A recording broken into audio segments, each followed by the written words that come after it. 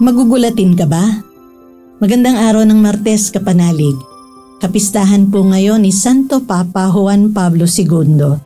Ito po si Sister Rose Agtarap ng Daughters of St. Paul para sa mabuting balita. Tayo na pong magnilay sa Ebanghelyo ayon kay San Lucas.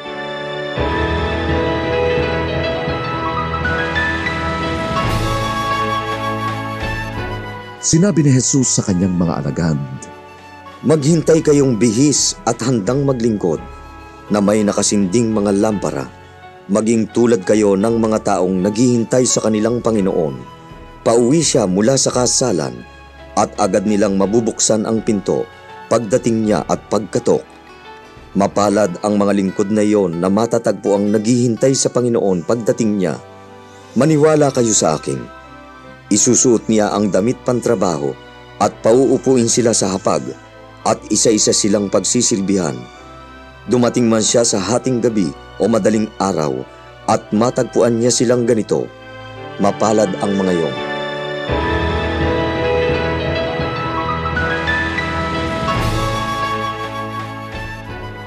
Handa ka bang magulat at manggulat?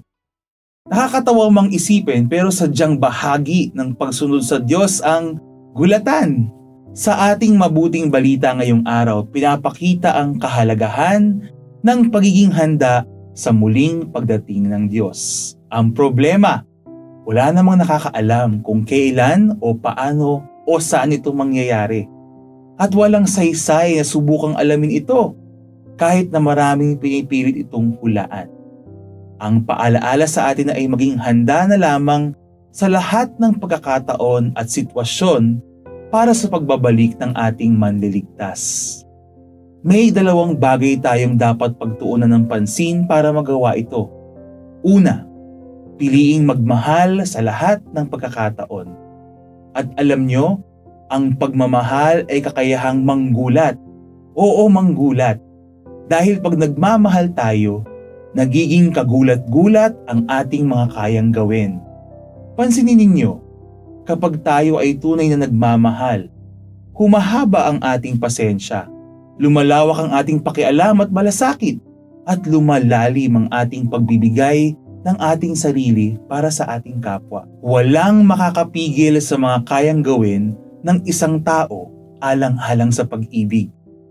Pero pangalawa, kailangan kaya din nating magulat.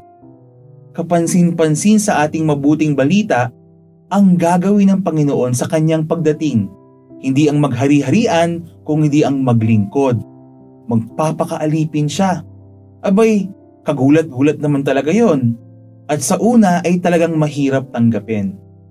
Pero kung tunay na kilala mo si Jesus, kung nagsumikap kang bumuo ng isang relasyon sa Kanya, alam mong ganito talaga ang Diyos.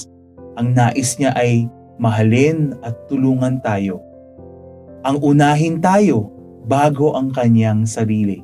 Ang paglingkuran tayo para tayo rin ay maglingkod sa iba. Ito mismo ang naging balakid sa mga naging kalaban na nagpapako kay Jesus. Hindi sila pumayag na maging taliwas ang Diyos sa kung ano ang kanilang alam at inaasahan. In short, ayaw nilang magulat. Mga kapanalig, kung nais nating maging kalugod-lugod sa Diyos, manggulat ka. Magmahal at magsilbi ka ng higit sa inaasahan ng mundo. At magpagulat ka.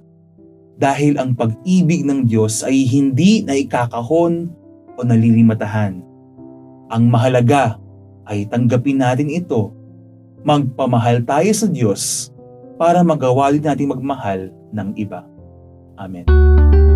Mga kapanalig, suportahan po ninyo ang aming misyon. Subscribe, like, and follow Paulines sa aming social media accounts. Tulungan niyo po kaming maipagpatuloy ang programang ito at ipadala ang inyong donasyon sa aming donations channels. Kasama pong lagi ang inyong mga intensyon at kahilingan sa aming panalangin araw-araw.